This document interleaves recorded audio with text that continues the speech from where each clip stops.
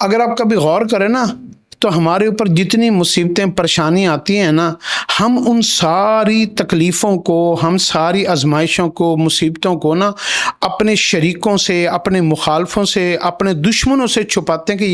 کہ اور دل چاہتا ہے کہ یا اللہ میرے کسی نا مخالف کو پتہ نہ چلے کہ میں مصیبت میں آ گیا ہوں، میرے اوپر مالی تنگی آئی ہے، یا میرے اوپر کوئی FIR کوئی مقدمہ ہو گیا ہے، یا میں جو ہے نا کہیں ذلیل و رسوا ہو گیا ہوں۔ تو ہم کیا کرتے ہیں، ہمارا دل ہوتا ہے کہ یا اللہ کسی کو بھی پتہ نہ چلنے دے کہ میرے ساتھ کیا ہوا ہے۔ تو اگر آپ چاہتے ہیں کہ آپ کے اوپر جتنی بھی گناہوں کی وجہ سے ہوں یا اللہ کی طرف سے آزمائش ہو،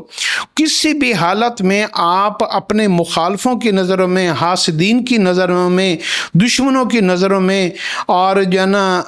آپ اور اپنے شریکوں کی نظروں میں ہلکا نہ پڑیں اور آپ کا مذاق نہ اڑے، تو یہ دعا آپ اپنے زندگی میں یاد کر لیں جو حضور صلی اللہ علیہ وسلم نے بتائی ہے۔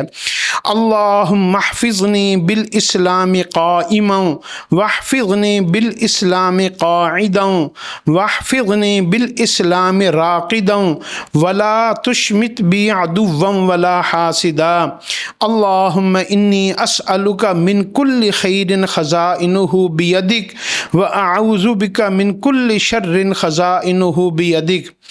اے اللہ میں آپ کی حفاظت میں آتا ہوں اپنی ہر حالت کے اندر، چاہے میں جھکا ہوا ہوں، کھڑا ہوا ہوں، یا سجدے میں ہوں، لیٹا ہوا ہوں، میری جتنی بھی جسم کی حالتیں ہیں نا، میں ساری حالتوں میں، ہر حال میں، ہر چیز میں آپ کی پناہ میں آتا ہوں۔